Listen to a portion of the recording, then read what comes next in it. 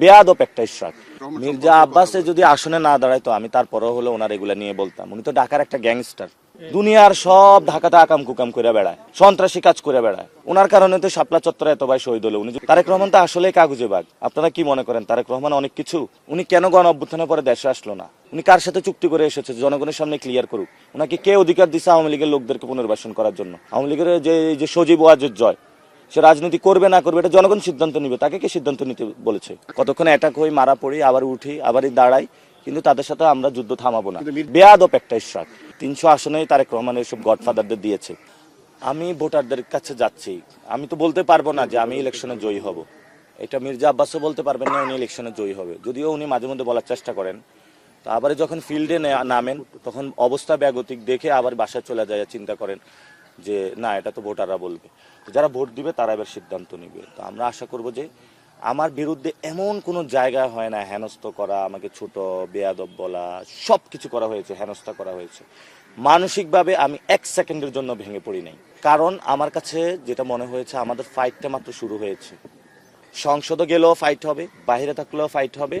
বাংলাদেশ থেকে সন্ত্রাস, চাঁদাবাজ, দুর্নীতিবাজ ইনশাল্লাহ আমরা তাদেরকে বিদায় করব। মাত্র তো যুদ্ধটা শুরু হলো, যুদ্ধের শুরুতে যদি মানসিক চাপে পড়ে তাহলে তো কৌশলগত অবস্থান আপনার। এটা আমার রাজনৈতিক অবস্থান। কারণ চাঁদাবাজদের দমন না করলে গত 1 বছর যে নির্যাতন হয়েছিল, বাংলাদেশের ব্যবসা বাণিজ্যের উন্নতি হবে না। ব্যবসা বাণিজ্যের উন্নতি না হলে মানুষের চাকরি হবে না, চাকরি না হলে মানুষের কর্মসংস্থান হবে না, পেটে ভাত থাকবে না। মির্জা আব্বাসে যদি আসনে না দাঁড়ায় তো আমি তারপরেও হলো ওনার এগুলা নিয়ে বলতাম। উনি তো ঢাকার একটা গ্যাংস্টার, আপনি তো জানেন। দুনিয়ার সব ঢাকাতে আকাম কুকাম করে বেড়ায়, সন্ত্রাসী কাজ করে বেড়ায়। ওনার কারণে তো শাপলা চত্বরে এত ভাই শহীদ হলো। উনি যদি ওই দিন অ্যাটেন্ড করতো তাহলে তো এই ধরনের ঘটনা ঘটতো না। তারেক রহমান তো আসলেই কাগজে বাঘ। আপনারা কি মনে করেন তারেক রহমান অনেক কিছু? উনি কেন গণ অভ্যুত্থানের পরে দেশে আসলো না? উনি কার সাথে চুক্তি করে এসেছে জনগণের সামনে ক্লিয়ার করুক। ওনাকে কে অধিকার দিচ্ছে আওয়ামী লীগের লোকদেরকে পুনর্বাসন করার জন্য?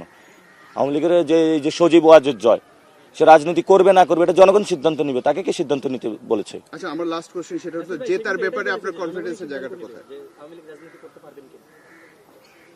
যদি জনগণ সিদ্ধান্ত নেয় তাহলে তো সমস্যা নেই। এমন অবস্থায় লেভেল প্লেইং ফিল্ড কেমন দেখছেন? আর এই লেভেল প্লেইং ফিল্ডে নাই, এটা হলো বিএনপি ফিল্ড। আমরা বিএনপি ফিল্ডে খেলতেছি, কতক্ষণ অ্যাটাক হই, মারা পড়ি, আবার উঠি, আবারই দাঁড়াই, কিন্তু তাদের সাথে আমরা যুদ্ধ থামাবো না। কেন? এটা অসম যুদ্ধ। মির্জা আব্বাস পাওয়ার জন্য করছেন এবং এগুলো আসলে ইচ্ছাকৃত আপনার প্ল্যান।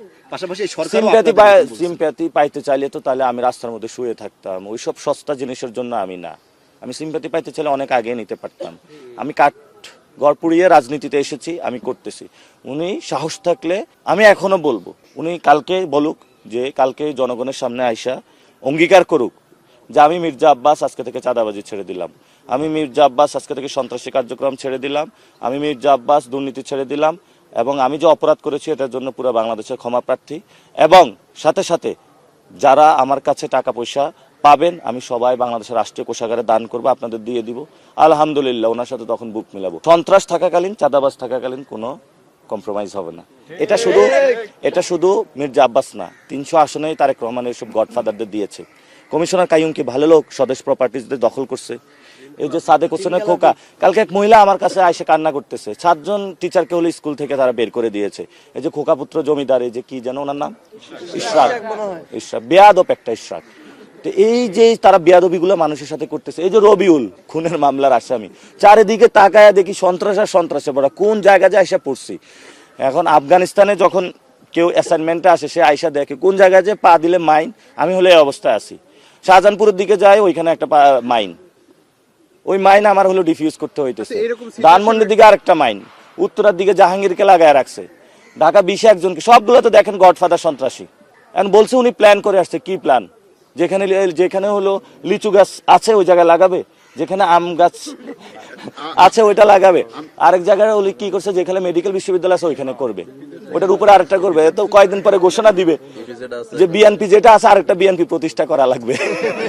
সেক্ষেত্রে এই কনফ্রন্টেশনের কারণে জনগণের জন্য কি করতে চাচ্ছেন সেটাই তো সামনে আসছে। সেটা এখন বলবো, তাহলে একটু প্রচার করেন। আমি তো বলি প্রচার করে না। সেটা হলো আমরা 8 দফা ইশতেহার দিয়েছিলাম। আমরা প্রথম দফা রেখেছিলাম শহীদ ওসমান হাদি ভাইয়ের হত্যাকাণ্ডের বিচার। আমরা ইনভেস্টিগেশন বডিগুলোকে শক্তিশালী করব, কমিশন গঠন করব, বিচারালয়কে স্বাধীন করব, আন্তর্জাতিক কমিউনিটিকে নিয়ে, বাংলাদেশের মানুষকে নিয়ে শক্ত একটা অবস্থানের মাধ্যমে আমরা এই হত্যাকাণ্ডের বিচার করব, 1 নাম্বার। 2 নাম্বার বিষয় হলো এখানে চাঁদাবাজ মাদক সন্ত্রাসের একটা স্বর্গভূমিতে পরিণত হয়ে গেছে, এটা ক্লিন করব, মাদক মুক্ত করব আমরা এলাকা, চাঁদাবাজ সন্ত্রাস মুক্ত করব। 3 নাম্বার হলো এখানে অনেক স্বাস্থ্য ব্যবস্থা দুর্বল অবস্থায় আছে, মহিলাদের স্বাস্থ্য ব্যবস্থা পায় না, বাচ্চাদের স্বাস্থ্য ব্যবস্থা পায় না। আমরা এখানে সর্বজনীন এই স্বাস্থ্য ব্যবস্থা গড়ে তুলব এবং উইথ দ্য অ্যাফোর্ডেবিলিটি, অর্থাৎ আপনার আছে ল্যাবিডে যাবেন এটা হবে না, আপনার ক্রয় ক্ষমতার মধ্যে তো থাকতে হবে। আমরা এখানে বিকারুন্নেসা ভর্তি বাণিজ্য বন্ধ করব। আমরা বলেছি এখানে সকলের জন্য শিক্ষা উইথ অ্যাফোর্ডেবিলিটি উইদাউট এনি বাণিজ্য এবং দখলদারিত্ব ছাড়া এখানে শিক্ষা ব্যবস্থা গড়ে তুলব। এগুলো কি আমাদের খারাপ কাজ? আমরা 4 নম্বরে বলেছি যে এখানে ঢাকা 8কে একটি নিরাপদ নগরী গড়তে হবে, যাতে জনদুর্ভোগ সৃষ্টি যে বিষয়গুলো আছে সেগুলো থেকে নিরাপদ করে গ্যাস, বিদ্যুৎ, ড্রেনেজ সিস্টেম এগুলো আমরা ঠিক করব এবং মানুষের প্রতিনিয়ত বাসার সামনে যে ময়লাগুলো পড়ে থাকে সেগুলো আমরা স্বেচ্ছাসেবক বাহিনী নিয়ে যানজট এগুলো আমরা মুক্ত ঢাকা 8 করব। আমরা সাথে সাথে বলেছি যে জনতার যিনি এমপি হবে ঢাকা 8-এ উনি জনতার এমপি হবেন, অর্থাৎ উনি কোনো জমিদারের বাসায় থাকবেন, উনি জনগণের মধ্যে থাকবেন, কথা বলবেন এবং axpaatwari একটা .com থাকবে যেখানে আপনারা আমাকে জিজ্ঞেস করতে পারবেন, হটলাইন থাকবে জিজ্ঞেস করতে পারবেন, অফিসে আইসা বলতে পারবেন এই বাচ্চা তুমি এটা করো না কেন, আমি বলবো ঠিক আছে আব্বা আমি করতেছি, খালাকে বলবো খালা আমি এটা করতেছি, দাদাকে বলবো দাদা আমি এটা করতেছি। ইনশাল্লাহ পাবেন আপা, পাবেন 100% পাবেন। গণ অভ্যুত্থানের পরে পাইছেন না, 100% পাবেন। নাসিরউদ্দিন পাটোয়ারি একদম মাটির মানুষ, এখন যেভাবে পাইছেন ইনশাল্লাহ ভবিষ্যতে পাইবেন। আমার মধ্যে কোনো পরিবর্তন, আমি খুবই সহজ সরল ছেলে, স্পষ্ট কথা বলি, এতে কারো মাথা গরম হয়ে যায়, কিন্তু আমি স্পষ্ট কথা বলি, খুবই সহজ সরল ছেলে এবং আপনারা আমার সাথে এতদিন ক্যাম্পেইনও দেখেছেন, আমার মধ্যে কোনো রাগ ডাক নাই এবং আমি যাদের সাথে মিশেছি প্রত্যেকটা লোক এই কথাটা বলবে, আমি কোনো রাগ ডাক রাখি না, আমার মধ্যে কোনো কমপ্লেক্সিটি নাই।